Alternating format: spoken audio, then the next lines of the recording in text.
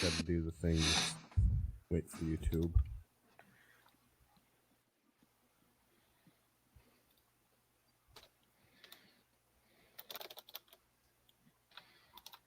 Hello to all you Patriots out there in podcast land, and welcome to episode 205 of Canadian Patriot Podcast, the #1 gun ban in Canada. We're recording on December 9th, 2019.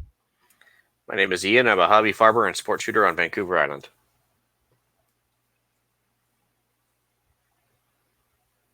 Richard? Me? Oh, sure. I'll go next. Just a retired old guy who likes to shoot in Ontario.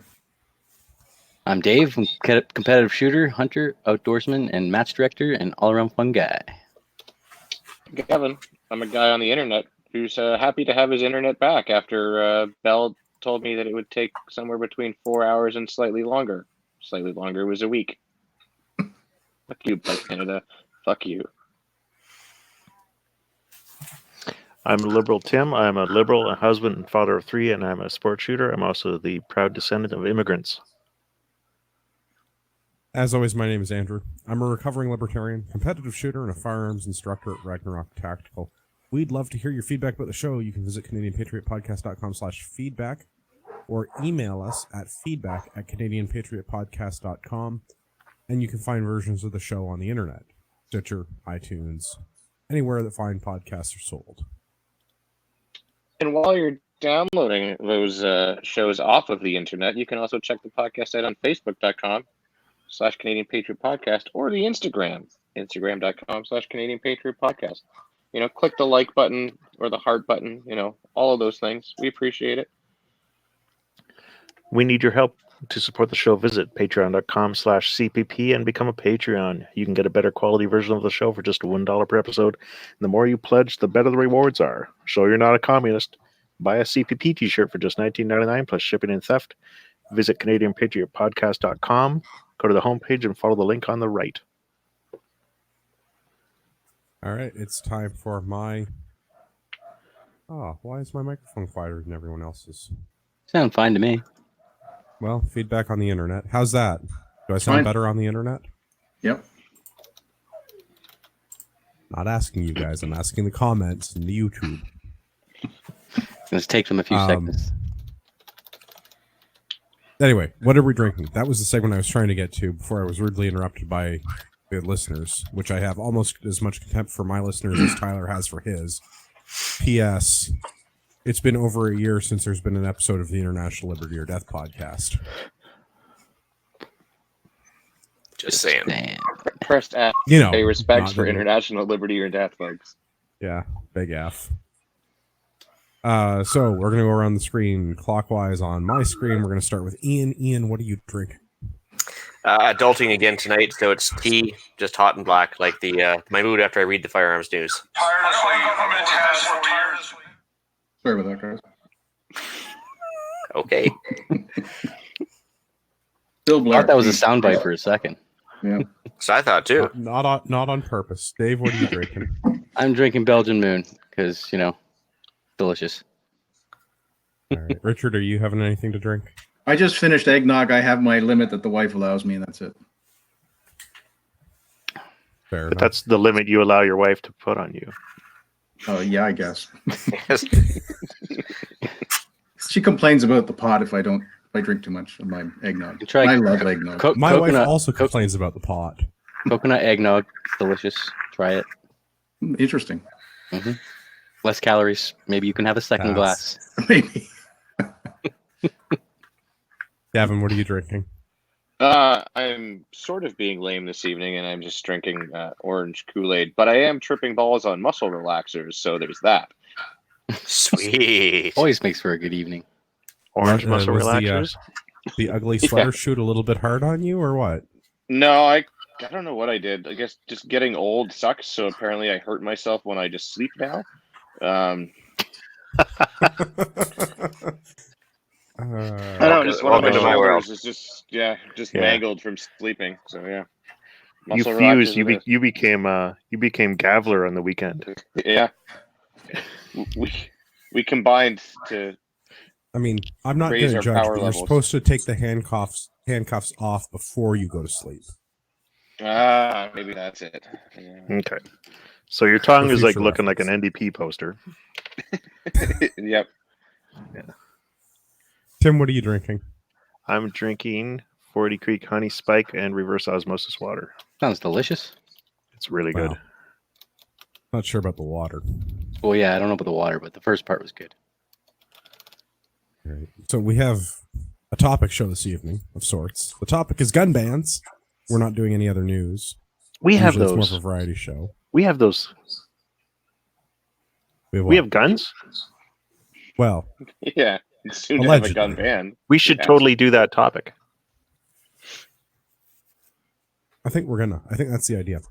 Okay. So I've got a couple of news pieces that I had planned to put in episode 205 last week when it failed to air. And then I've carried on with, let's just talk about guns for the rest of the episode. So the first article in the news section, if you will, comes to us from CP24. Eaton Center shooter sentenced to life, but parole eligible after 16 months. This goes all the way back to 2012. I don't know if you guys remember, there was a shooting in the Eaton Center in downtown Toronto. Oh, I remember it very well. I was still living there at the time, but I find it funny. It took him 7 years to get this all totally resolved, even with an appeal. You think we could remember which specific Eaton's shooting you're talking about? Like, Yeah, there's a few, but There was stabbings, shootings. It's popular place for degenerates. Yeah. that was back when Gavin could sleep without hurting himself.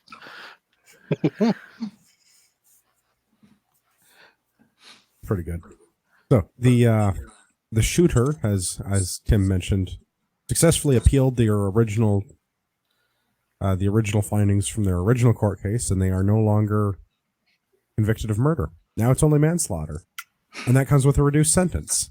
And now they're not paroled, but they are now eligible for parole because they were on a life sentence, which is now reduced to 10 years. But counting time served and everything else with the manslaughter charge, they're now eligible to be paroled. Could someone go over the case again, just for myself and maybe our listeners as well? Yeah, so the shooter claims that he had suffered from post-traumatic stress disorder following an encounter where he was assaulted by the two men months earlier that he ended up shooting at the Eaton Center. And his mother was a Haitian immigrant, Guyanese immigrant who suffered from AIDS. No, wait, you're asking about the shooting, not his life story that they used for the justification. Also for helps. this. Also helps. Yeah, it's all good. It's all good info. Yeah, but yeah, the shooting, and why is it manslaughter and not murder all of a sudden? That blows my fucking mind. Because his mom has AIDS and he suffered from PTSD from the time that the guys that he murdered beat him up. It's that, Give him a tissue while he's in prison. Yeah. And then life. Is that post-traumatic stress? Is that or just a grudge? Yeah. I mean, he got his feelings hurt, guys. Come on. Mm-hmm. But what is life really life in Canada when it comes to prison time? It's not like this. Years. It's not like the Shawshank Redemption, where every 10 years you come for a parole hearing, it's denied, and you get out when you're 80. Probably nicer than Haiti, I'll tell you that. He'll be out within the next 5 years, easily. Yeah. Put it that way. If you had life for murder, you'd be out in 8 years. Because 25-year sentence, usually time served is a third before you're eligible parole. So really, he would have been out soon anyway. And he'll kill again. I think the biggest problem that I have with this is like, I'm a liberal. Everyone says, "Oh, Tim, you're so liberal." Here comes liberal Tim. We're still, it's 2019, and we still haven't found a general neutral version of manslaughter. People slaughter. People slaughter. people kind slaughter. Yeah. Yeah. What's that all about? Well, I God, think, they should have thrown the case just for that then. I think it's spelled out in the criminal code. If I recall, it means that it's manslaughter. You intend to do it. That's If another it's thing. murder, Though, you intended to do it. yeah, but there it is again. Criminal code. Like, this is kind of like how much, like, that's kind of oppressive, Richard. Yeah, I know. I understand that. Oh, liberal Tim. Grim personal code? Hemp will save the world. Crim Wow. people kind code. Is there any takes in this article? I'm not seeing it. Is there any takes from the victim's point of view on this? Oh, never. Not particularly. The only thing CP does, CP 24 does actually go out of their way to mention that it re-victimizes them by having them going through a retrial, but I mean, it's not anything really beyond that. They don't matter. Well, not No. nearly as much as the criminal who's now going No. to be getting out of jail, despite the fact that they had an illegal firearm in a place where they can't have a firearm and then illegally used it to try and kill people, or I guess in this case, tried to... You can't say they tried to kill people because that becomes murder. I guess they tried to manslaughter people. Yeah, they didn't intend to. They tried did to not hurt them. intend to do it. He tried to hurt them. They accidentally tried to kill them. Yeah. Instead of on purpose. They didn't intend to deliberately want to kill them. Yeah, he didn't mean to get revenge. He just Yes. got revenge. Just Did got he revenge. use the sights? More than likely Well, not. in this picture, it looks one-handed to me in that Then picture it's in the not. article. If you had the Not gun intentional. sideways, near those sideways mounted sights, maybe. Mm. Yeah. Yeah, but that's probably how he thinks it's done, right? I mean, probably has no training. I don't know. If he's listening, I think he should try to contact Sites for Knights. Get some training when he gets Get out. some training. I guess this would be retraining because we're integrating him back into society. Yeah, because that works so well. Well, maybe when he gets out, we can see him move to Toronto and get carded. That's our next article. It's in the Toronto Sun. It's an opinion piece from Lord Goldstein. Carding works, banning handguns won't. Captain Obvious. Water is wet, sky is blue. Yeah. Yeah, but who would want to live in that world? The one where Lord Goldstein is right, or the one where they ban handguns, or the one where they card people in Toronto? One where like they realize that banning handguns won't work and that they card people and it works. Well, they already realize that carding people works. I mean, the numbers are pretty self-explanatory. 2013, when they were still carding people, 200,000 checks, 22 gun murders. 2018, where they don't card people, 51 gun homicides in Toronto. Well, maybe So- if they'd quit, promoting the good police officers out of the police service and into the government. Maybe we'd have some good boots on the ground there. So Spencer Fernando just released an article. So it was today. It was a little, but it's basically along the same lines as this: is that we don't have a gun problem, we have a gang problem, and they are more emboldened than ever now that there's no carding. The cops can't talk to them, can't even look at them. They just walk around. Well, didn't you know that talking to violent criminals in downtown Toronto is racist?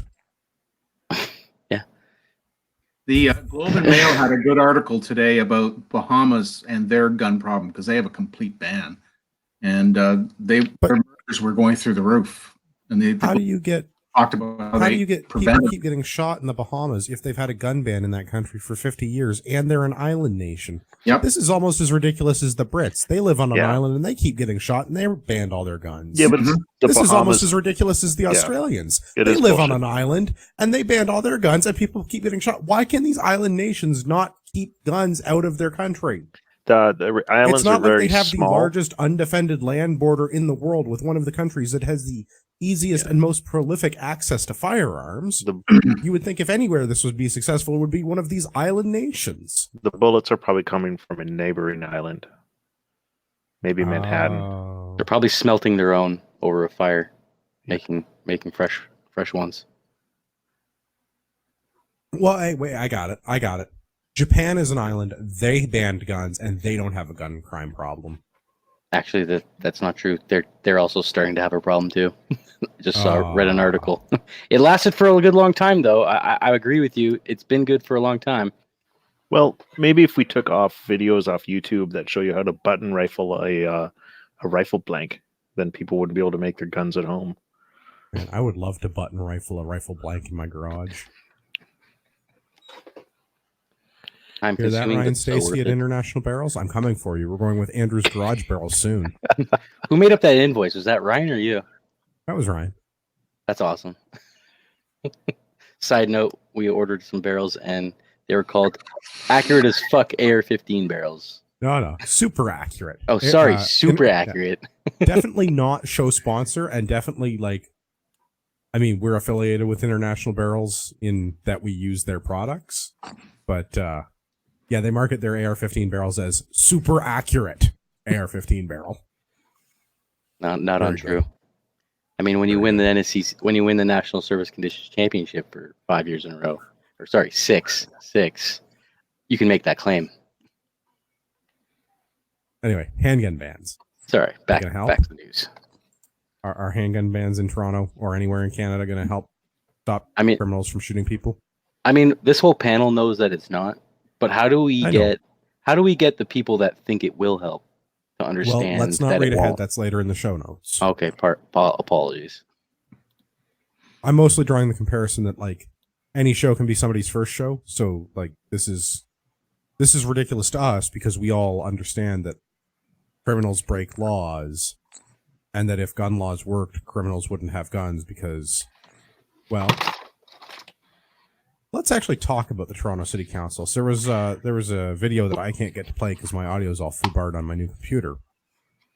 But I tried really hard to rip some audio, and if you refer to the show notes and go to Spencer Fernando's site or go to the CCFR Twitter and go back to November the 27th, they have a video a minute long from Toronto City Council with an individual who asked the council what's involved in obtaining a legal gun.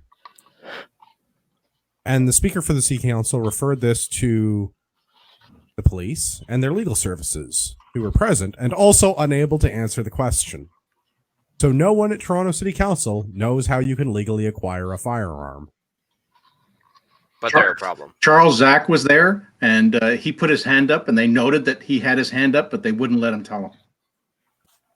Yeah, I thought that And was funny. who- The speaker who is that recognized guy? people in the audience. That was Charles Zach. Who's that? He was with me when we got the policy passed at the convention. He lives in Mississauga, and he's one of the good guys for pushing stuff like us. But he's just a supporter of the cause. He's not an MP or something like that. No. He's Okay. just supporter of the cause. Yep.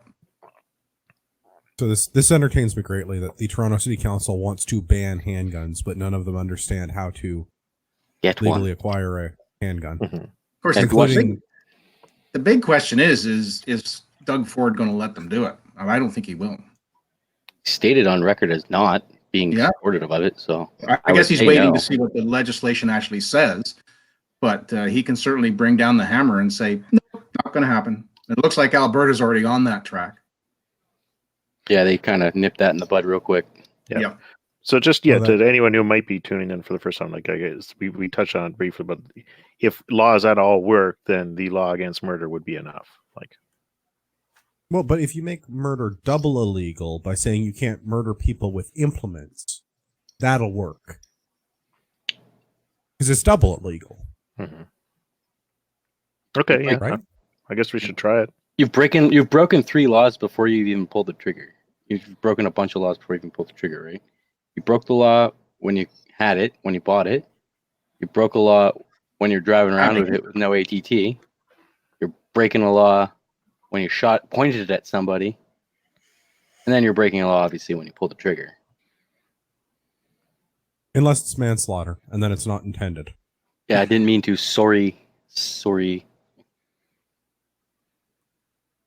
I do find this entertaining that I'm not surprised by this, but I do find it entertaining that the municipal politicians who the federal government plans to give power to ban things to, ban guns specifically, have no idea how the current gun laws work, so giving them the power to ban guns is definitely a good plan. These people probably shouldn't be in charge of anything, let alone a city. Yeah. They couldn't turn on their washing machine if they tried.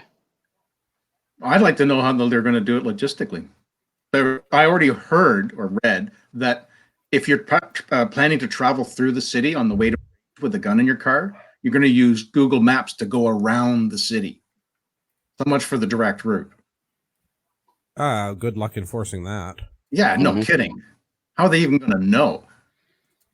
Especially if you're Well, on a 400 series highway. Isn't that provincial Yes. territory, not Isn't that municipal? the largest or Well, the busiest 401 highway?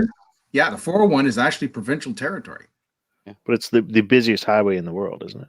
Mhm. Yeah, it's patrolled by OPP, not Yep. whatever local police you're driving through. The cops, the Toronto cops have no authority on the 401 at all, or the 407, or the 4, Well, or the. I think other- I could make the argument that no one has authority on the 407 because we sold it to foreign nationals, but Yes. that's neither here nor there. Yeah. I would say any 400 series highway for the most part for starters. Yep. But, Yep. Which basically covers driving through the GTA.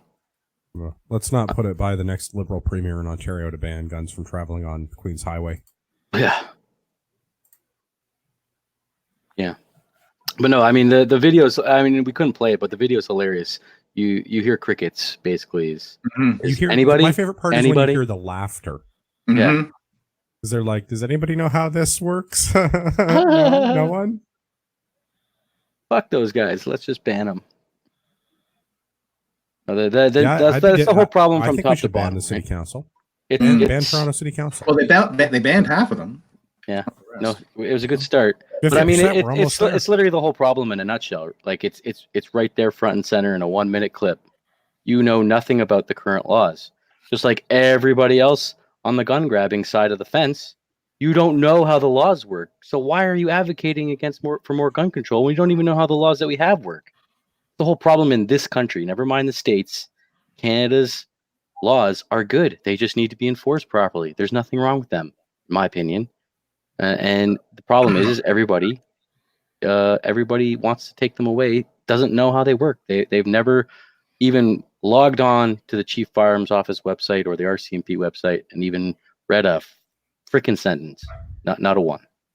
So my other question is are they going to get a list of everybody who has handguns that live in the city, and are they going to send bylaw officers around and have to remove them, or we're going to fine? It would have to be done through fines, and it would have to be done by bylaw. And remember, this is Toronto, where they can't get slumlords to keep their apartments up to code. So Mhm. they're So they're going to waste money and fry. time doing They this. can't even get people to pay their parking tickets. Never mind. Yeah. And then there's the just- privacy issue of them handing over the gun data to the city council. It's just tax money, Richard. Just Oh, I pay know. more. That's what it is. Spoken like a true liberal. It's meant to be spent. That's right. Then we can always just tax more. We're going So, to have a discussion about how fiat currencies work, because I feel like the whole monetary thing is going to be an issue here. So a quick Well, note I on the think side. Just going to let you guys know what's happening in my neck of the woods. Alberta passed their motion, and I sent a copy of it to our local town council here in Dutton, and they're voting on it on Wednesday, and they'll vote it just like Alberta did. They will support us 100% in this town. So it's an idea that we should, if you're in a rural area, to contact your local council and see if they'll vote in favor of us. I'll be present at the meeting and talking to the guys that are there, and then they are PAL holders, most of them. Yeah, Yeah. I can see small towns in Ontario getting on board with this, and I can see a lot of small towns across the country getting on board with this, but I feel like we're going to see places in the greater Toronto metro area, Montreal, Vancouver, Mm-hmm. Edmonton, The Ottawa. cuck epicenters. basically the epicenter of cuckery. Basically, all going to be like, yeah, ban guns, gun bad. Stratford. If we ban them, they can't have them. You can't have it. You just can't. What about Yeah, your city there, that's- Andrew? Stratford. Are they I going don't to do know. it? I don't know. Our city is a weird. It's a pretty weird left place. artsy fartsy city. I'm not gonna lie. Yeah, I know. Except for their voting record at the provincial and municipal level. Touche. So, Those I don't know. outside We'll the see. city limits that are probably helping. Well, And then there's Guelph. Does that mean that the Guelph Club can't exist? Well, I don't even know if we're inside city limits. Are we? yeah, the Guelph Gun Club's not inside of Guelph, but I don't want to make this a neighborhood podcast when we've got the whole Yeah. country to cover. Yeah. The way that firearm, at least the gun clubs that I'm familiar with in Southern Ontario, most of them have had to work with the municipalities that they're in at some point to make Mhm. sure that they are compliant with noise and other bylaws or have had discharge bylaws written with exemptions for them because their existence as the bylaw predates, like the existence of the gun club predates this municipal bylaw that would affect the gun club. So there are a lot of clubs that have exemptions written into the bylaw specifically for them, which is one of the reasons why it's hard to start new gun clubs, because municipalities won't let you. So I'm not sure what we're gonna end up doing with it as a result of that. I'm I expect remembering that we're gonna. I'm remembering back to the last fuck cancer shoot when we had the police come in and do a tour, and there was a complaint from the neighbors that it sounded like World War III kicked off. What, at a multi-gun match? Yeah, Really? we did a fuck cancer shoot, and the local constabulary dropped by to find out what all the noise was about. It's a gun range. What else is there to know? Go away. Yeah, but it was really rapid fire gun range. Yeah. Yeah, and we offered the constable to come and participate. Did they do it? No, I think we got them to take a burger. She said she would love to. Lovely. But It was I mean, I probably guess that's from the other thing is if municipalities do decide that they want to ban these things, I mean, it makes it pretty easy to take your, like, moving the next town over where they don't hate your guns and want your tax dollars is not that big of a deal. Like, it's not like moving countries. You could still commute to where you go now, just one exit further down the highway, right?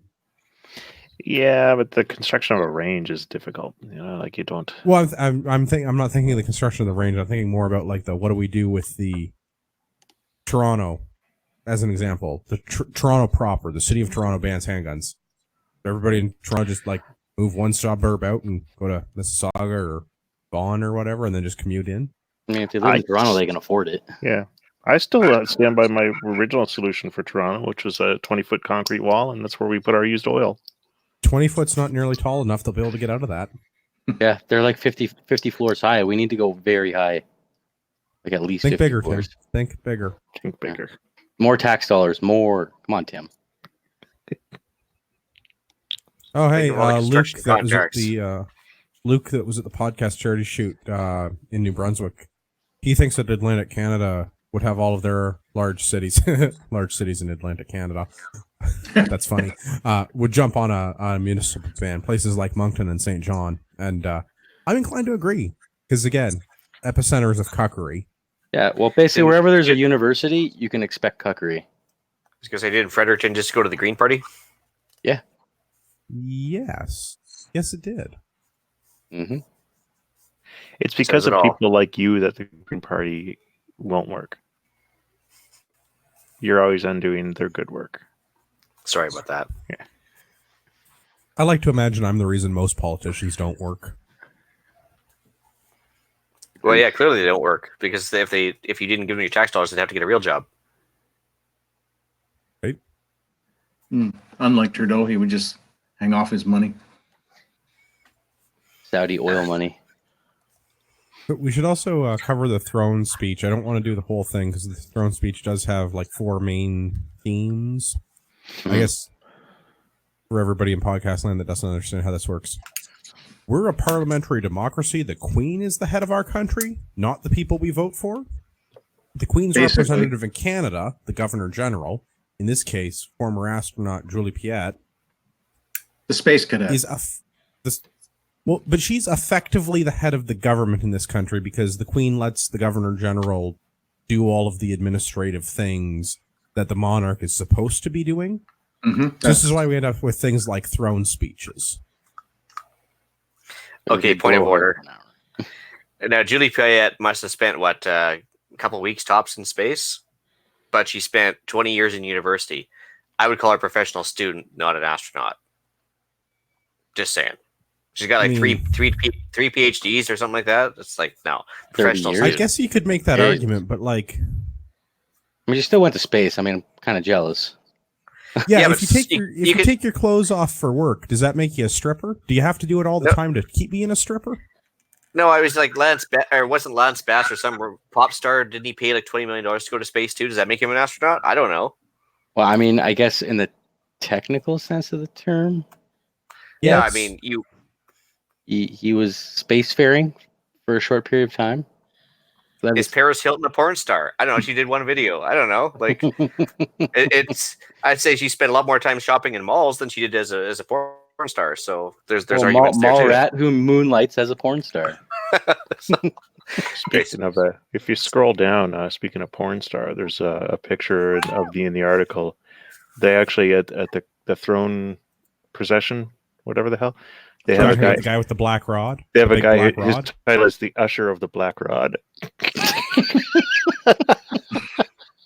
It actually is Usher of the Black Rod. You're not even joking. I thought you were bullshitting until like, I read it. Dave, have you just never seen how our government works? This is didn't know we had an parliamentary Usher of the democracy. Black Rod. Well, I hate the government so much. I never really pay attention to these things, but it's right there in black and white. I mean, Yeah. Black Rod, Greg Peters. Well, do you know what the Usher of the Black That's Rod racist, does, too. Tim? He ushers in I think he just tries to keep his hand on a black rod for like as long as he can. Like, Thing is huge. while following the black man. Yeah. From the looks of the picture. yeah. Okay, I mean, there's that, but also he's literally the Queen's messenger to Parliament. To the court jester. So he'll No. hold black rod for the queen. Exactly. Okay. Yes. Makes perfect sense. Indeed. Isn't 400 years of weird legal tradition fun? Well, if we kept castle law, it'd be worth it. So, okay with so I mean, let's go over what his main points were. Well, I don't want to do all of the points in the throne speech. The particular point that I wanted to get down to is the keeping Canadians safe theme that they had, and part of that is going to be the promised ban on military style firearms and the implementation of a firearms buyback program, and a repeated promise to allow municipalities and communities to ban handguns. So these are the some of the top things that our government plans to be working on. The throne speech lays out what the government is setting out to do in the immediate future now that they formed a government. So these are their tasks, if you will. These are their immediate priorities that they're going to be dealing with. So there's a thing about Indigenous reconciliation. There's a thing about strengthening the middle class.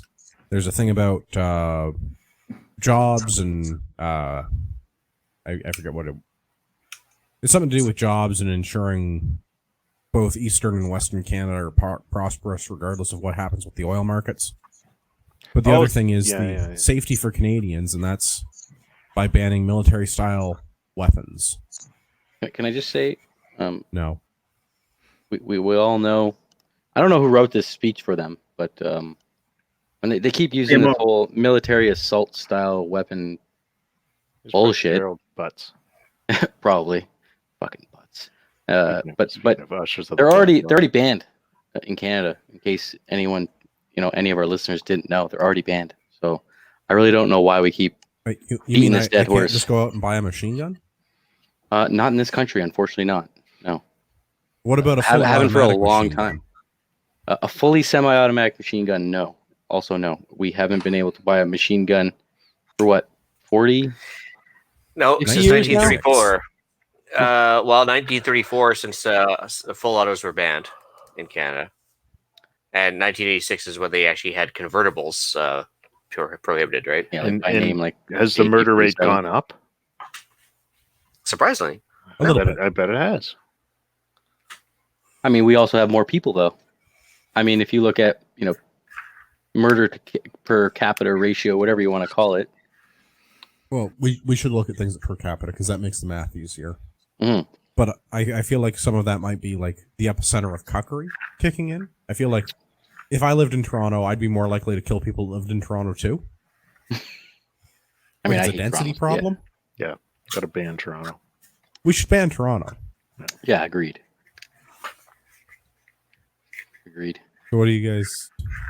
Do you have any other spicy takes about this military-style assault weapons ban and the municipal handguns ban? The only thing I want to say is we've touched on it before, so I'm not going to go on for it forever. Like I'm just going to say a short speak, a bit about it, and then that's going to be it. Not going to go on and on and on. They Get after it then. they could have done this with a majority government, and they didn't. So I kind of like to take hope from that, that they waited. Like now they're trying to do it with a minority government. Not that it's going to make much of a difference because the Dippers are even worse than the Liberals. But I'm just saying, if they wanted to do this, they could have done it. They didn't do it. This could be some elaborate theater. But this is very much likely to be elaborate. They theater. definitely have bigger fish to fry. I mean, well, I think I touched on this on like my second appearance on this show or something. But every time the conservatives are trying to cut taxes or stop spending or whatever, they're always like, think of the children, think of the hospitals, the roads that won't be built, the bridges. And here they mentioned in the throne speech that they're going to do buybacks mandatory. Going to spend billions of dollars buying back these completely safe weapons for Canada. And safe what? What Yeah. weapons? No, they're not. Weapons. Sorry, implements. Is that better? Yes. And so implements, tools, sport shooting devices, whatever. And yeah, think of the police that they can't afford now, the bridges that won't be built, and the hospitals they'll have to go, pay doctorless and stuff because they're going to waste money on something that won't affect the crime rate. but the starving children again. Yeah, exactly. I'm glad that you ended And the on that, diversion 'cause- of resources implementing and enforcing all of this. Yeah. But we know this is the thin edge of the wedge because we know from history. Sorry, Liberal Tim, but Liberals, they don't want us armed, period. And they've made that perfectly clear in the past. So this is just part one. They succeed in doing this. Your repeating manual reloaded rifle will be next. Your bolt action gun will be next. Handguns, they'll take them too. This is just one step.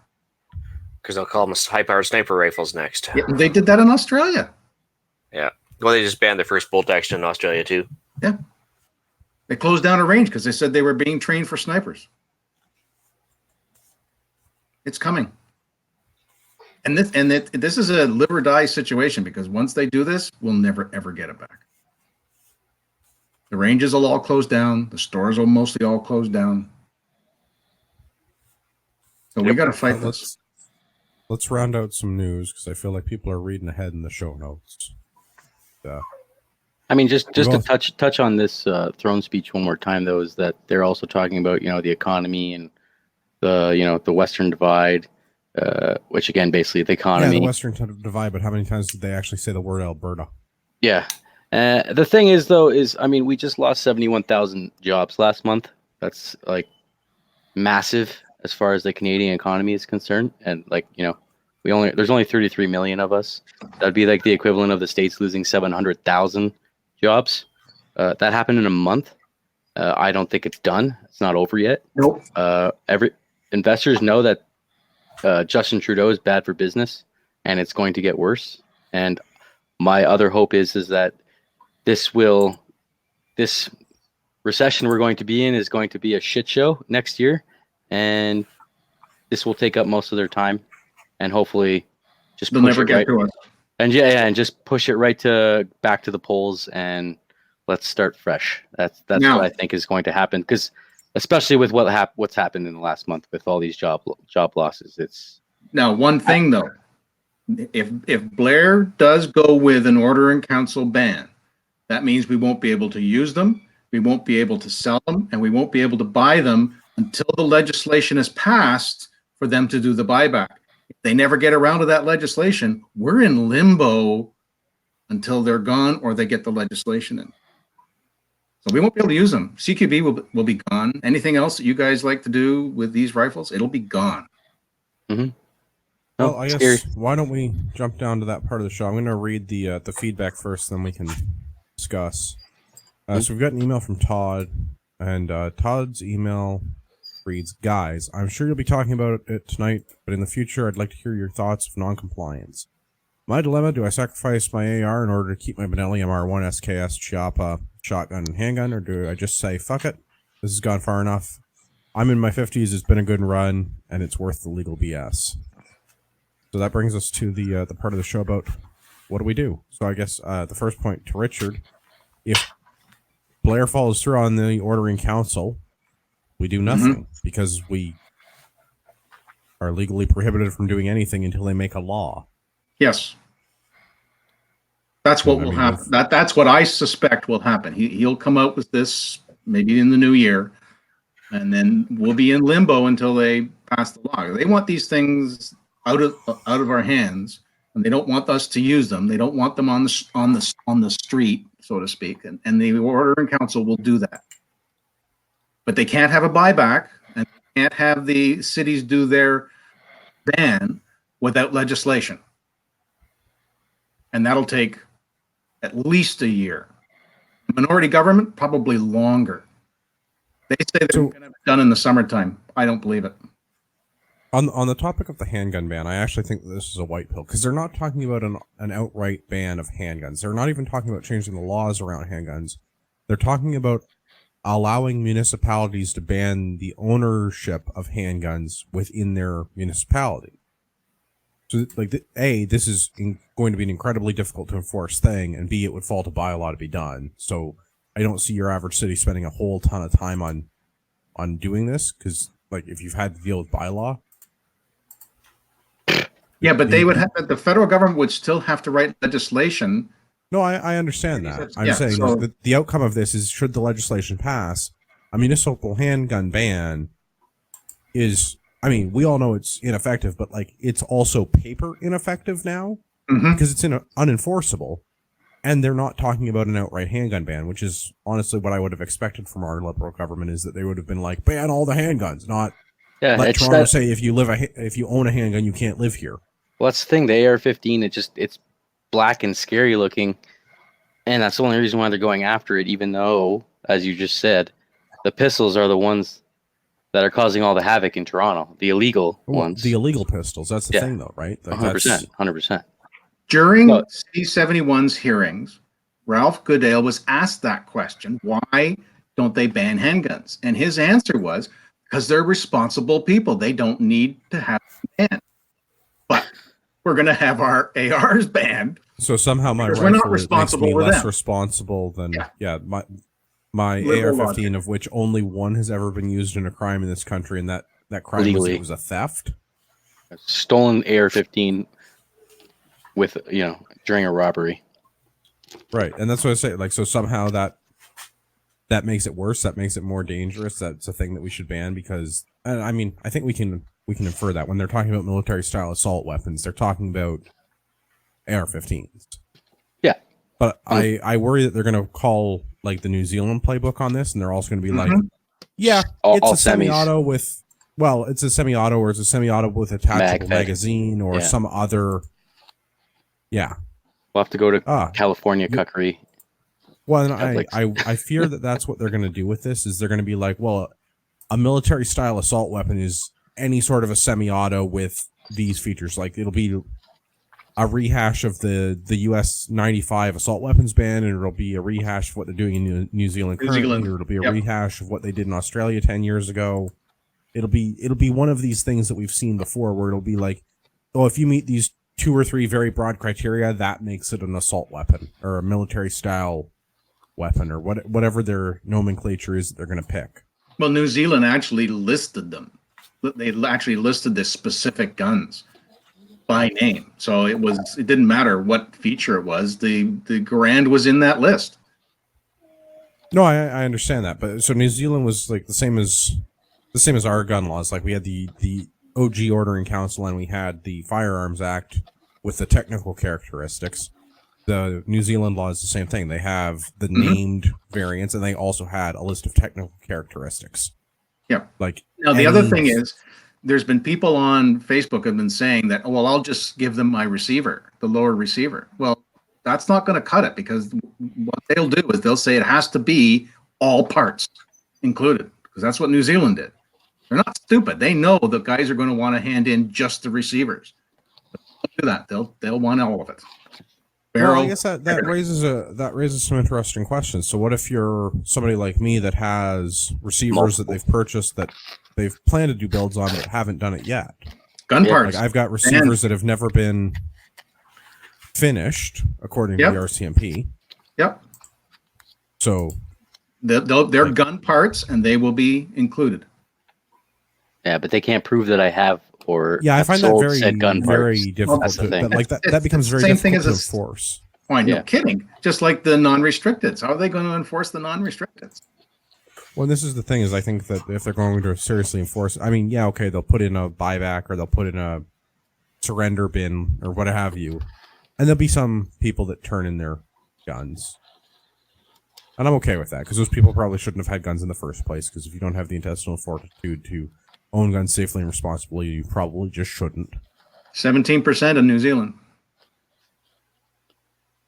Yeah, I feel like that 83% number's high. haven't. Yeah, well, I think the number is much higher non-compliance than 83%. Yeah, I think it is too. Well, yeah, if you look at what they're handing in, they're Yeah, handing if you in like look- air if you guns look at- and stuff like that. Yep. They're not even guns, No. but they're putting that as a notch in the win column. Yep. Idiots. And they're running out of time. The deadline's the end of this month. If you still own them at the end of this month, you're a criminal. Right, but we talked about this with New Zealand before. Was that they weren't going to budge on this, and if you own them at the end of the month, you were a criminal. Now they're talking about unlimited amnesty. Yeah, amnesty forever. Hand them in, please. We won't hurt Right, you. like we talked about this before. They were like, "Well, turn them in by the end of the month, or else." Now they're like, "Turn them in, please." Also, amnesty forever. So just turn them in already. And their elections next year. Quite possibly she could be out. Oh God. Fingers crossed. Yeah. Yes. Hopefully, New Zealand is finally woken up to the ridiculousness that is leading them. A restaurant didn't. waiter. He was a restaurant waiter of all people. Got elected. Very, very. That's even less qualified than it. Well, what's more qualified, a drama teacher or a restaurant waiter? It's hard to say. I mean, I feel like the restaurant waiter has more real world experience. Probably knows how to balance budget. Yeah, knows how to count to 10. Give people proper change. Interesting comment on YouTube there right now from Jay. It's New Zealand just published a letter today from the police authorizing a gun owner to keep his lower, provided he could prove he had bolt action parts to use with it. Okay. Well, I mean, Just like those side action rifles, there's got to be some adapter part. I don't know.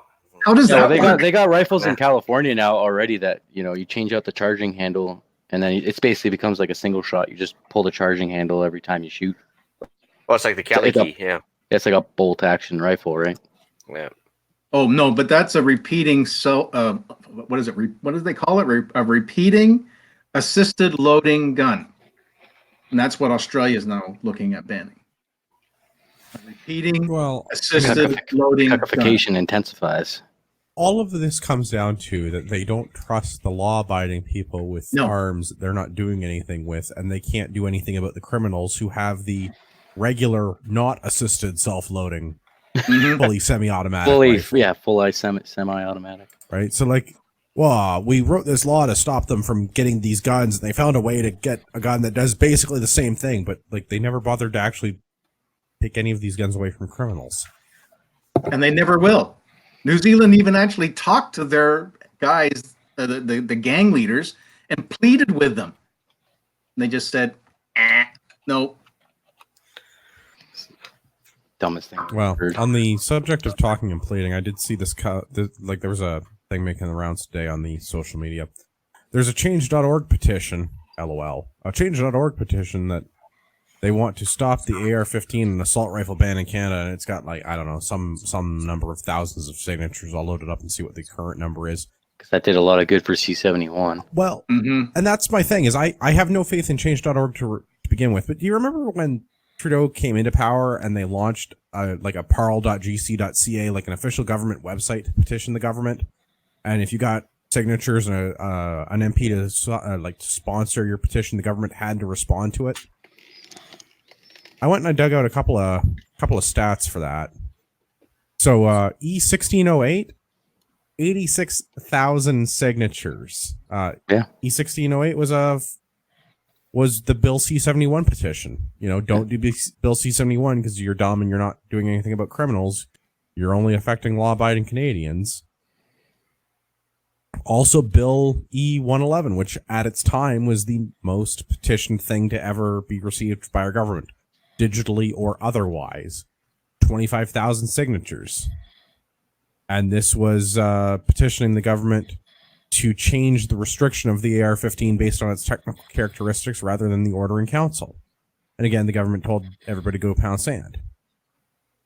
So I went and I looked up what the most petition was to the government, the most signed petition, the highest number of signatures. E616, and I had to look that one up because we'd never talked about that one on the show, because we used to talk about petitions early when we did the podcast, because I used to think that maybe that the government was actually serious about listening to people. And then I discovered that the government's the same as every other government. Yeah, well, I was young and naive, and I needed Silly boy. pieces. Yeah, I know, but I had hope. I had hope for the drama teacher. Not a lot, but I had hope.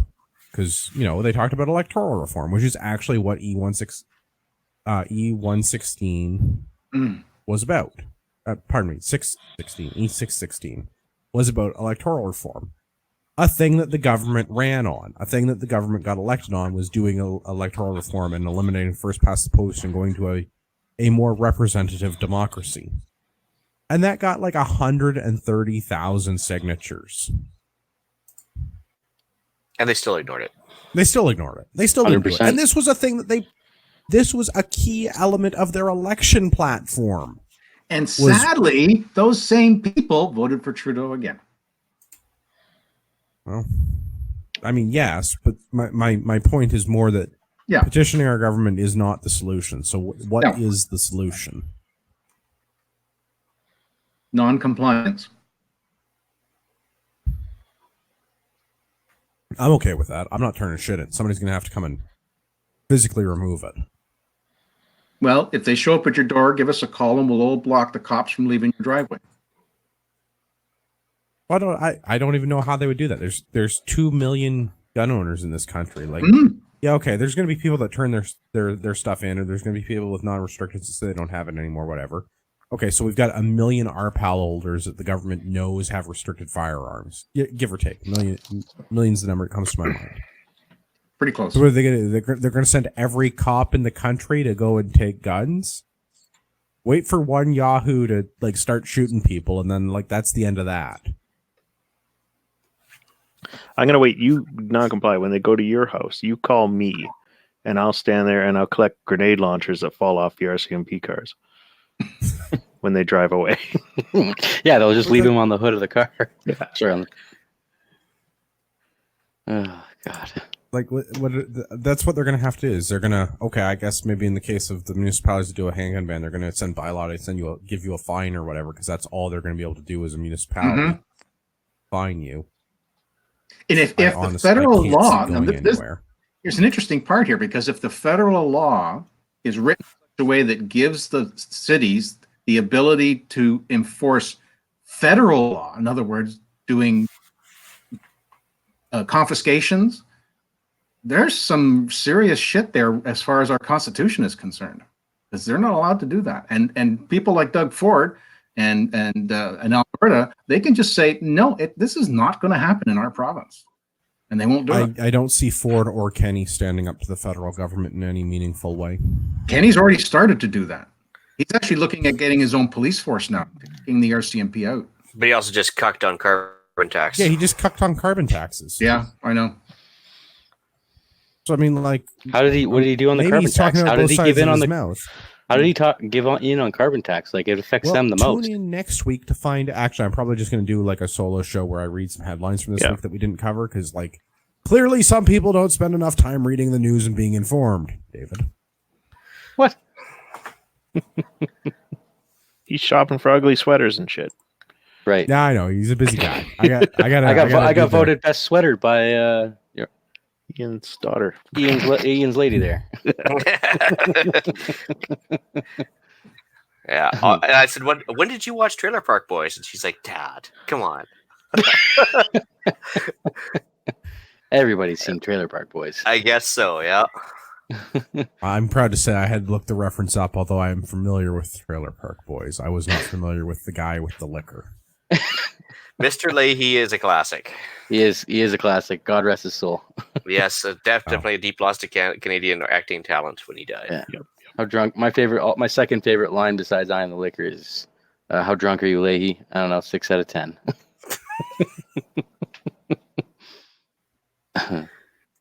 Sorry, back to the news.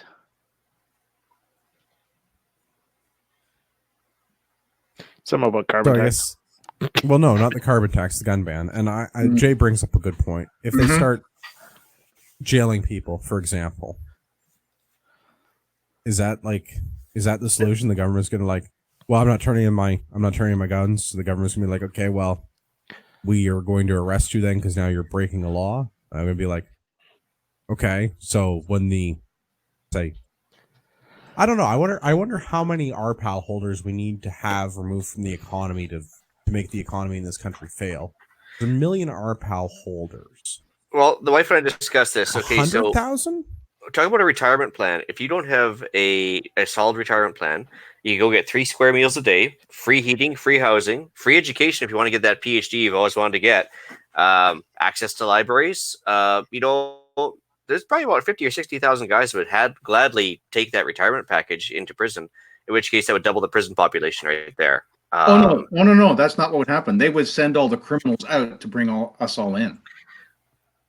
That's And even we- more funny, though. And we would be in my opinion. perfectly safe in prison. That And we'd be I perfectly feel safe. like this and is then kind of a win. Yeah. the economy would We get to tumble watch the faster. world We'd- burn while sitting in our Yeah. little, Yep. eating our cake. watch and- it on YouTube. Yeah. and free Shit, Dave, this cable would just be TV. like at Nationals again. You and I would each be in an 8x8 room across the hall from one another. Yeah. I was happy. It was good to go. I'd probably have time to exercise. I mean, Paul Bernardo had more Xbox games than I did, so I'm sure I can still play my Xbox. So we're good to go. And Tim, it's a free gym. There's no membership required. really? Like I'm just saying, you get free access to the free weights. Conjugal It's all visit? good. Yeah. Conjugal visits. You get the private cabins. I mean, there's no downside. There really isn't. Free dental too, I think. Well, no Yeah, wonder. no, I might be able to get my $10,000 bottom a teeth. year. I might even be able to get braces for my bottom teeth fixed. And you better believe So- if you need your methadone or your prescription drugs or whatever you need, it's all paid for. You get your free and safe injection sites if that's your thing. Go for it. Maybe you should just take up meth. I might take The up federal methadone. prison population is like 50,000 inmates, right? Mhm. Yep. So Something like, like that. so So we're there's talking a like, million RPAL holders in the country. Yeah. Figure 10% an is RPAL 100,000. holder on average makes like what, 80K a year, give or take. Yeah. I wonder how many of those you have to actually remove from the economy to cripple the Canadian economy. I bet it can't be more than a couple 100,000. No, Yep. that's right. Well, not to mention you'd have all of the reduced taxes being generated from firearms industries and stores and stuff like that. Oh. Also. Well, that's only like $8 billion annually. That's not Yeah, that yeah. much. I mean, Yeah, and I mean, but I mean, just- you know, all of the RPAL holders are actual tax-paying citizens for the most part. I mean, 99.9%. well, I mean, some Have of us have jobs, tax 'cause- shelters. The Gun- smart ones amongst us have tax shelters. Guns aren't cheap. Let's just start with that. And we all know we need to have reasonable, good jobs if we don't want to just be buying Norinco. Sorry. Unless Hey, you're I into like that that sort ring. of thing. Jay brought up a good point about the one aspect of prison that I wouldn't enjoy, but we'll get Is to it that. Usher of the Black Rod? Yeah, but if we all of a sudden flood the jail population, we stick together. We'll protect our own. We're good. That's right. It's like it's your own posse in So, prison so type you of got thing. like Right. you got the Crips, you got the white supremacists, and you got like the rednecks with guns. Yeah, we're the pew pews. Call us the pew pews. I don't know. Yeah. The block redneck wah. Yeah. The cell block redneck wah. There you go. Yeah. That's good. The Cellnet. I'm writing that one down. That's a show title right there. The cell block redneck wah. Yes, Hey, sir. do you get free education in prison? You do. Yes, you do. Wow. It might be Carlo like an Homolka engineering did. degree Yeah, that I yeah. always wanted. Carla Homolka So- got her degree. Yeah. Absolutely. And yeah, so, So- in You order to passed chat- the answer- line. And then when I get out, because it'll only be like 2 years with time served, Mhm. I'm going to the States and I'll take my education elsewhere. Fuck you, Canada. get something that qualifies you for a TN1 visa and you're on your way. Like, nursing or something like that. It'd be great. Well, I'm already a certified mechanic, and then if I get like a mechanical engineering degree, I mean, the world is my oyster, really. Yeah. I'd like to go just to see how many PhDs I could get, and maybe I could be Governor General one day. That's right. you could out educate Julie. Yeah. I got Anybody can 4. do So, aside from us all ending up in subblock D, You love the D. do we? Yes, that's why I was making the joke. Thank you, Tim. Thank you for Glad catching you that one, caught Tim. that. Sharp as a tack, sir. I don't know if any of our listeners would have got that had you not No. been here. That's why I'm here. Aside from us all going to prison, do we have any other ideas, solutions, if you will? Well, I mean, Stop Just, I mean, just there's what I said stuff before. that's not registered. You don't comply, Don't complain. and you Wait stay. it out. You, This is a yeah, minority wait it out. government. Yeah. They're not going to last 2 years. Well, I don't know. I if they wish make Marty it through was next year. here because Marty and I went for a drive this weekend, Yeah, do pray as tell. two grown men do. And Marty had some really hot takes that I was hoping he was going to share. So I'm going to have to paraphrase this and give credit to Marty as best as I can. Is that we've never been in a situation with a minority government like we have now. I don't think we should be looking at it, or at least the way that Marty explained it to me, is that we shouldn't be looking at it as that the Liberals have minority government. It's that the Liberals have a minority coalition majority government with the Bloc and the NDP. And as long as the Bloc and the NDP keep getting money for their pet projects from the Liberals, they're going to vote in step with the Liberals and not call for a vote of non-confidence. Because the only reason that minority governments have not lasted longer than 2 years in this country is because of a vote of non-confidence after tabling a budget. As long as the Bloc and the NDP get money for their pet projects in the budget, there's no advantage to them for calling for a vote of no confidence. That is because correct. there's no way that they would come out of this in a better position, either representationally with the number of seats they hold in government, or in terms of another budget. This is the best position the NDP and the Bloc have ever been in. So there's no reason for them to not vote with the Liberals. There's no reason for them to call for a vote of non-confidence. But there's one fly in the ointment on that. They have explicitly stated that they will not support Trudeau in building pipelines. And he'll have to go to the Conservatives to get that support. And that will cost them. No, fuck them. Don't build pipelines. Yeah, no. They just Absolve don't do the government. Fuck it. Just don't do it. What? Because again, it's very difficult to look at any one of these issues because there are so many moving pieces in the way that our government and our country works. But I will be appalled if the Conservatives start working with the Liberals to build pipelines, because it's the same problem. There's no advantage to the Conservatives if they back the Liberals on this. They don't end up in a better position. They don't get more money for their pet projects out of the budget. They don't gain more seats. They don't gain more influence. Don't vote with them on building pipelines and watch the West separate. And that's what would happen if they don't. And I'm okay with that. I'm very okay with that. But what I'm saying is that if they don't get the support from the Conservatives, the government could very well fall on a non-confidence vote. I don't see how it could. I don't see how it could, because they're going to pass a bill with more fake money to give it to Quebec and give it to people in urban centers that voted NDP, and they're just going to print more fake money Unless they can catch them off guard with not enough people in their seats. And that almost happened a couple of times in the last parliament. Yeah, okay. Maybe if they do some sneaky stuff and they call a non-conference vote with less than half the House present. Because they nearly got that through, and what was that? In the 41st Parliament, they nearly pulled that. Yes. So, maybe. But I don't... It's a long shot. As I say, it's a long shot. I'm not going to hold my breath on that one. I'm not putting any money on that. Like, I mean, that's even... if that happens, like, I'll throw a party tomorrow. I'll buy the 2-4 for the party. Yeah, but I mean, that's even money at best. But I don't see our minority coalition government, the Liberal NDP Bloc coalition that we've got going, coming out with a vote of non-confidence as long as they pass a budget that gives Quebec free shit and gives NDP voters free shit.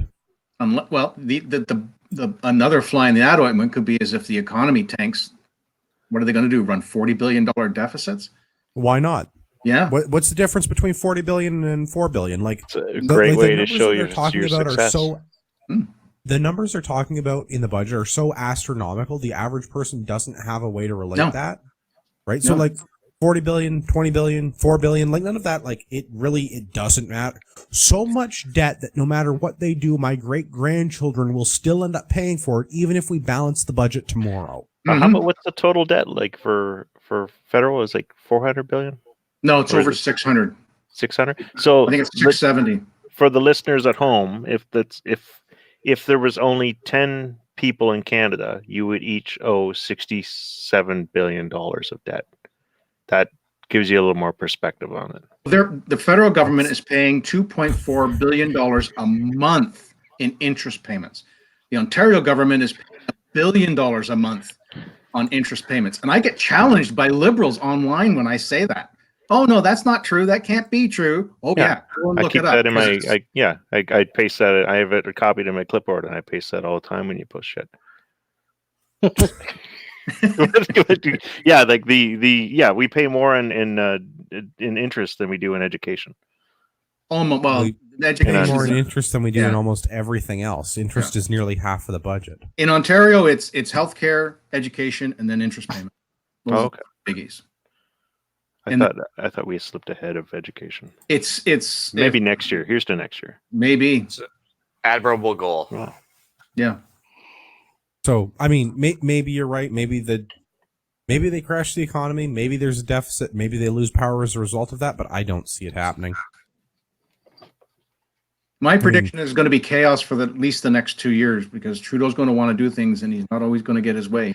Like I said, and like we were talking about the throne speech, though, going back to the economy next year, it's already starting. The recession's already starting. Mhm. It's going to be a hard year The next year. recession's been starting for years. The problem is the way that we measure recessions. We've been having a downturn in the economy. I don't care which way they slice it or spin it or do what they will. So we don't meet the The numbers, the metrics. what do you call it? Yeah, because to be a recession, you have to have like The definition. Three- Two Continual quarters quarters. in negative. yeah. Yeah. And we always have a quarter that comes back up and saves us, but we're Yeah. not really. Then we're back down if- again. Then we're back up. Does it? But if you look at the amount that we're down, we're always down more than we've gone back up, and that's Yep. without like adjustments for inflation and adjustments for all the other nonsense they do. Because again, our monetary system is made up and fictional and not real, and they're doing things to manipulate it and make it look better than it is.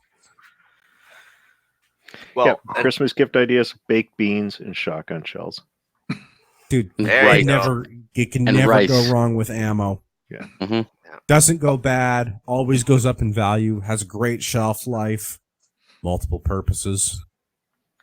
Well, and I don't think they're going to get past the throne speech very far because they've already started expansion on the Trans Mountain pipeline before they even started the parliament up here. So, I mean, they've already pissed off the NDP as far as that goes, and the Greens. So, it Good, should be let very me be interesting. pissed off. Let me see Yep. it. Let me be wrong and let them dissolve the government over it because I don't think I don't- they're gonna. Because there's okay, so they're gonna be angry and they're gonna have some rhetoric about how we're destroying the environment. And as a staunch environmentalist, I find this deeply offensive because I'm all for saving the environment. But Mhm. I mean, it's just that my method of saving the environment may differ slightly from the Green parties. Yeah, Like, by not maybe we should- bankrupting the country.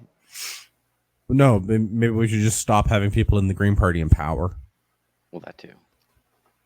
right? They Like, should probably go away. have you ever met a more outdoorsy group of people than sport shooters, than hunters? Mhm. Yeah, I'd say 90%. When was the of them last probably time you met a camp or hunt. PETA person that had ever gone outside and hiked in nature, or like been out of Toronto? or fished or hunted or Well, touched a wild hunting is animal? bad.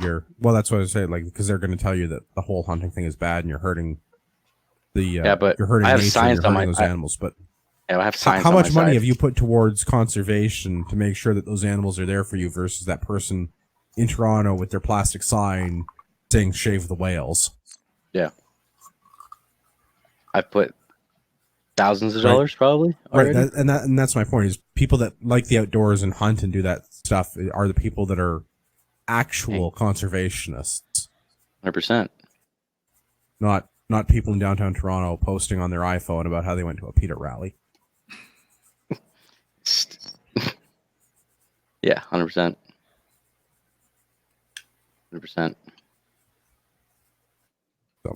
Any other things that we can be doing to mitigate this? Other than write to your MPs and MPP. I think we've covered Well, the that's a base. good point. You should probably be talking to your parliamentary representation, both at the Was this- provincial and federal level. And I mean, If Richard, not, you made even a- join your local riding association. Well, you made a good point earlier, Richard. Is that the local politician, the local politics is probably the place where it makes the most sense to get involved, because especially for those of us that live in smaller communities, it's a lot more accessible for us. And even looking at the videos in Toronto, when there's all of 20 people at these gun ban council meeting things, where it's like there's a bunch of people that are anti-gun and a bunch of people that are pro-gun, and then the normal people that are there because they're on council, and there's nobody else in the chamber. Mm-hmm. So Which leads me to becoming my involved in. It's because we're at work. well, which leads me to my revolutionary idea. I think Tim's had it right the whole time. I think every licensed gun owner should join the Liberal Party as a voting member and steer their policy. Because if we all voted as a bloc and tried to actually, determine who's their leader for the next election, who gets to run their local riding, and we had a heavy influence on the Liberal Party inner workings, then hey, we could all be like liberal gun owners and steer policy a little bit better. I Because think right now, thanks dictatorships don't work, right? thanks for reminding me of that. But I think in 2015, like Trudeau was chosen by like 24,000 votes or 29,000 votes. Yep. So 2 million votes could be a pretty hefty voting block, I'm thinking. Yeah. Even if you get 50,000 guys on board I from fully prison. support this. I think that we should be active in all of the political parties that you can be without violating their various terms of service. Isn't the right word, but there's definitely conservatives. You're not allowed to if you're a conservative member, a CPC member, you're not allowed to belong to another federal party. Yes, you're definitely not allowed to, and there's definitely no way to enforce that. Exactly. That what you of course will. not. Yes. But the good news is prisoners can vote, and prisoners can also buy party memberships from prison. And I'm really selling the prison thing. I really like the whole. And they probably get their letters sent for free too. I'm just saying, just kind of like free postage. I mean, I'm just saying, like there's no downside there. They would, but so do we. You can mail your MP for free. Anyone can do that. Yeah. No, I'm just saying, like if you want to send your letter to your MP, or like even like your Liberal Party membership paperwork, why not? I've not met my my MP yet. He's retired Colonel Alex Ruff. I somehow got the. He was Olympian at the Durham meeting on in February, where Bill Blair had the town hall meeting. Oh yeah, I was at that. Yeah, Alex Ruff was there, right behind Tyler. Oh yeah, he was doing his speech. He actually stood up and did a thing. I forgot to do memes. I just came up with an idea like right before the election, but he got voted for anyway because it's a strong conservative riding. But I wanted to do signs that said, "Even my dog says rough."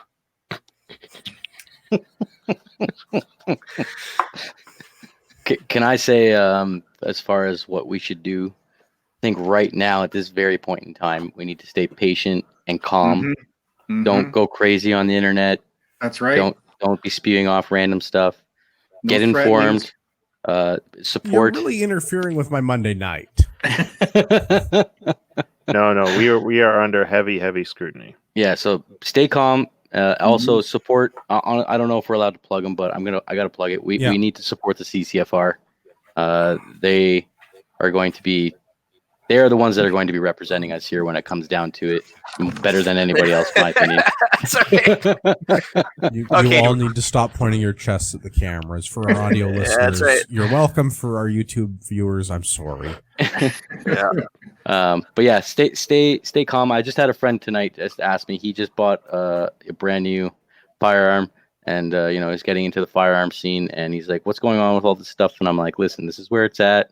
Watch these couple of videos, explains it better.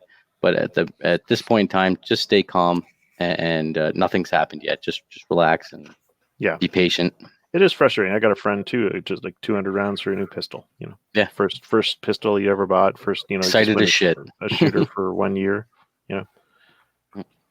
Well, it's the order in council is the big thing. That's going to be the one that's going to determine what we. Definitely the scary one. Yeah, it's definitely the scary one. Until then, all we had was everything like that we'd seen so far was just prohibiting grandfather. Yeah, there won't be any grandfathering. Yeah, but that's that's why everyone was saying for years, got to get a strip lower, then you can get grandfather. Get a strip lower, $99. But this OIC and the buyback is really, Got a lot of people worried. we haven't seen anything like this since like '96. Well, one of the Well, I think- messages that we can say to the public is that the buyback is going to cost them at least $1 billion, because it's not just the money needed to buy the firearms from us. It's the administrative costs that are going to be included in this. It's going to be over $1 billion. And we just have to Oh, say, it's going to run for years and require Oh, dozens I and know. dozens of people. yeah, Well, not to mention it won't work. Well, it won't work, but if they go through it, it'll be billions of dollars wasted. And I think that's It'll be. I mean, one of the messages to the people who who are not on our side. You know, you want your money wasted on. You thought C68 was bad? You ain't seen nothing yet. Mhm. this might be more of a prepper podcast topic than an OG CPP topic, but insurance inventory. You should make sure that all of your expensive serialized valuables have current receipts and purchase information for reasons. And what I'm alluding to is if they're going to pay fair market value, go figure out what you bought for it and get some sort of a written record of that, like the original receipt or the invoice that got emailed to you when you bought it, or go look up the current replacement value of a firearm on today's market, because I ain't losing money if they come to collect any of my shit. Oh, you want And to? it's not just the guns; it's also the accessories that we bought that are specific to those firearms. Well, especially if they do the New Zealand model, where if they want the parts, oh well, I got a whole list of parts. Yeah, all the magazines, all the scopes. Yep. Well, and that's the thing is, like, I'm sure that there's going to be some scary things. So maybe don't do this while your wife is looking at Excel with you. But like, I mean, just as a responsible firearms owner, you should already have records of all of your firearms. But maybe go into that records file that you have and go figure out what today's fair market value for that fire, like what the replacement value was for that firearm if you had to replace it due to some catastrophic incident like a flood or a fire where your insurance would cover it. Go figure out what the fair market value is for that today. And maybe just tuck that list away. And that doesn't include, what about those that can't be replaced because they're rare and you've got maybe one of a kind? I don't know. I think make a good estimate on that. 20 $1 million. grand. Already, this will have affected the market. This Yes. you can't now go online and say this sold for this, because already people are like, well, I'm not going to buy that. It's going to get, it could get, seized. No, and, don't go on CGN and see what people are selling things for. Go to reputable stores and take screenshots of what today's price tags say to see what the replacement value for your equipment is. Like if they're going to do a buyback, like let's make sure they buy everything back. Let's get those tax dollars working. Giving them enough of them. Right? Like that's like, oh, you want to take my AR and all of my AR accessories and all of the magazines and slings and mag pouches and dies and presses and spent brass cases. You want to buy back the the multiple 5-gallon pails of spent 223? 10 grand. 15 cents a piece? Let's do this. So think of how clean the ranges would be before that happened. People would be raking up brass like no tomorrow. 22 shells, a couple cents a piece for sure. Well, I mean, like, what is the cost of a 223 cartridge? Like an empty brass case, like that's 10 or 15 cents of replacement value to go and buy a new one. Easy, yep. So a couple of 5-gallon pails of that for your high volume sports shooters, such as the people on this panel.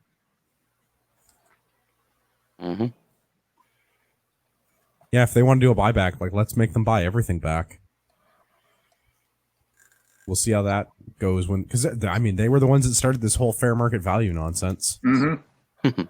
But they'll lie just like everything else. And I'm sure they will. The New Zealand buyback, they're trying to undercut what the market value is. Well, that's why I think they're already over $1 billion. I think that's why every retailer right now should just change their prices on ARs to about $15,000 a piece. Yep. Just before the OIC comes out. Yep. And then that way, that's the fair market value right now because that's what all the retailers are asking. Yep. Seems reasonable to me. Nobody's buying it right now, probably. And are those retailers going to get their firearms paid for? Or are they just going to have a bankrupt? Well, it seems to me that there's no loss for them if they raise their prices too. Exactly. This is going to be a cluster F. Oh, it's total, and that's kind of this is the best outcome I think we can hope for, is that we make this as painful and difficult for the government to implement as possible, which it will be because it's the government. And when was the last time you interacted with the government and went, wow, that was a completely smooth and painless process? And there's no compliance quite like malicious compliance. Well, and that's what I'm not going to be the guy that turns my stuff in when they're like, okay, we're opening the amnesty box and turning your turning your narwhal tusk at the narwhal amnesty box. I'm not going to be that guy that's turning my narwhal tusk. But like when they finally come to my house and they're like, all right, so there's 20 of us and we have actual machine guns and give us your shit, and be like, yeah, okay, here's a list, write a check. Oh, you don't want to do that? Great, I'll see you in court. Which, to that point, if you're not a CCFR legal insurance member yet, you probably should be. Mm-hmm. So with your CCFR membership, go ahead and spend that extra. I think, what is it, $15 to get the legal insurance? That's legal advice. Legal insurance is more. Yeah. Well, whatever it is, it'll be worth it when I take the government to court. Yep. Class action suit. Well, and that's the thing, is we only one of us 2 million people. I keep saying 2 million people because there's over 2.2 million gun owners in this country, but a million PAL holders, a couple of 100,000 people that own AR-15s in this country. All we need is one of us to go to court for this whole thing to get injunctioned. Because they can't do shit while this is all tied up legally. That just kicks the ball further down the road.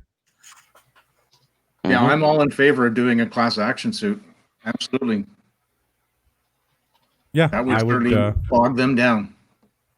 And I think at the same time, the CS AAA and the gun retailers should be doing the same thing, because you're impacting hundreds, possibly thousands of Canadian jobs. I think it's an $8 billion industry. The stores should all do a class action, and all the ranges and clubs should all do their own class. Like, we could have 3 or 4 of these things going at the same time. Yeah, and just tie up the system, which I think, because how's that going in? There's no compliance like malicious compliance. Absolutely. Right. So I think we've got some options, but I think that it's a little bit early to be doing anything until we just see what the government decides to start pushing towards. Now, I got another question, though. If they do an order in council, do we renew our memberships for next year? Yeah.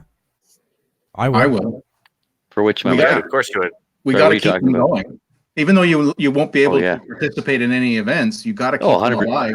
Oh yeah, You- 100% that. Oh, You can 100% still- I will. You can still Gun take your clubs? bolt action target shooting. So, I mean, why wouldn't you renew your membership, right? Yeah. Like, I'll be Andrew, are we doing- going to I'll do still a be doing bolt action PRS. CCD?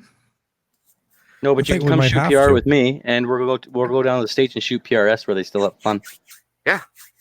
take up silhouette shooting with 22s. Who knows? I mean, just do something with your range membership. Like, Yeah, just absolutely. Well, and this Absolutely. is part of the other thing, is I think in general, we are bad with this in the modern age, but we need to build strong, connected communities, because yes, okay, I can get together with people that I know on the internet and do a podcast once a week, but like everybody that's listening, our tens, nay, dozens of listeners, go and make 10 friends at your range. Right? Get Like, one of them to go- join the CCFR. Go and make some friends with other gun owners, so you're not the only guy that you know. Because, like, I'm fortunate that I work in an office where there are other gun owners, but a lot of people that I know through my range, they don't know anybody else in their real life, like in their day-to-day, in their jobs or their school or anything, other gun-owning people. Go make friends with other people that have the same beliefs as you, because we are woefully lacking in community in this country at this point in time. And, like, this is a thing that, regardless of what you do as a profession, regardless of your outlook in most things in life, if you go and talk to other gun owners, you're going to go make a bunch of friends, because most of them are going to believe in the same kind of stuff that you do. And that is my plan for Wednesday when I meet with council, is how do we get everybody in our township together and be a united group? That's my goal for the next year. Right, and I think that's what we need more gun owners to be working towards. But I mean, this is not strictly a gun owner problem. This is no. more of a critique on modern Canadian society, as we are very isolated, very...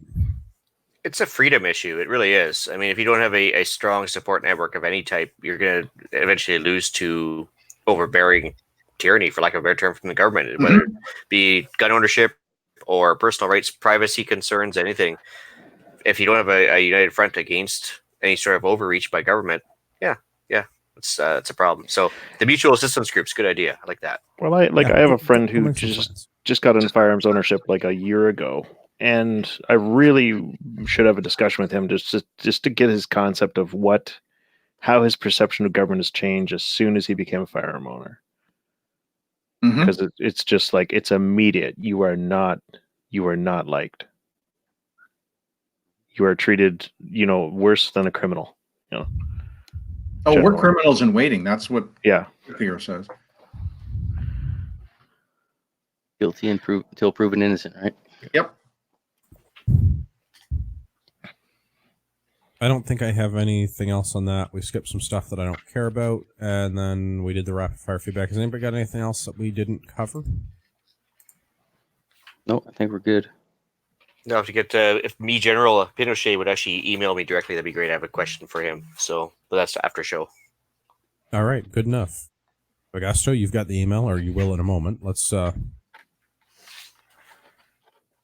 the outro. Ian, where can everybody send you hate mail? Well, you can certainly send it to theislandretreat@gmail.com, or you can find me on Canadian Prepper Podcast, semi-regularly putting out episodes on the YouTube and Facebook. So much contempt for the audience. Trying to get one open, it's just mixing up schedules is always a problem. I'm just saying, I figured it out. 205 episodes, almost always Monday night, almost every Monday night. It's not that hard. Even I can do it. Shift workers, that's the problem. Yeah. Well, I guess. Have you guys heard there's a podcast that my wife listens to that they record from a jail? So if we do get incarcerated, the show could still air on time, on schedule. I'm sure we'll have access to computers, and the internet's probably better than the one that I fucking pay for. Probably. And as long as you do it by lights out, it's great. Yeah. Maybe, Marty's internet will be great for once. and the sound quality of that closed little room, you wouldn't have any sound loss or anything. It'd be great. All right, Dave, where can everybody follow you on the internet? You can find me by the same screen name I have up here, Diesel6223 on the Instagrams. Give me a follow and PM me if you have any questions about the show or about matches that I run, firearms in general. Let me know. No problem. I'm here. All right, Richard, do you have social media personality or a website you'd like to? I used to be on Twitter, but they banned me for life. I'm never going back there, unfortunately. But Facebook, No I'm the big one loss. with the upside down Canadian flag. You can't miss me. You're not the only one. That does not narrow it down. Tim, where can everybody find you? Find me on Facebook.com/Tim's Good T-shirts. They're quite good. All right. If you've listened this long, you deserve a discount. Go to RagnarokTactical.ca. Buy some first aid supplies. I just got a giant order of stuff in. We have all kinds of tourniquets back in stock. There's a bunch of bandages that we were out of. There was a bunch of hemostatic agents that we were out of. If you use the discount code Patriot at checkout, you'll save yourself some money. $10 flat rate shipping on everything, anywhere in Canada, all the time. Go to RagnarokTactical.ca and buy some guns and gear. And We also carry First aid IBI supplies barrels that you may or may not want to use for your alleged purchase of a non-restricted firearm. If you've bought one of those ARs, a hedge against the government taking your stuff, and you want to put a barrel on it, you have to email me at RagnarokTactical.ca because Shopify won't let me sell barrels because it violates their terms of service. I'm working on getting off their platform. It's just there's a process. But IBI barrels, super accurate IBI barrels. Good for building big igloos and stuff like that. Mm-hmm. You can always find the podcast at CanadianPatriotPodcast.com, or at least until we get deplatformed. And send us your feedback. Feedback at CanadianPatriotPodcast.com. Let us know what we did to upset you this week. I have to apologize to Rod Giltaca. The rule is one Westerner per show. Ian's here. You want the seat. You know how to solve that. Thunderdome. Sunday. Yeah, the usher of the Black Rod Giltaca.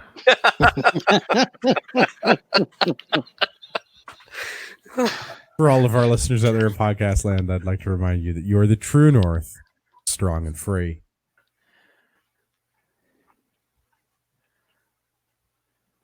Silence.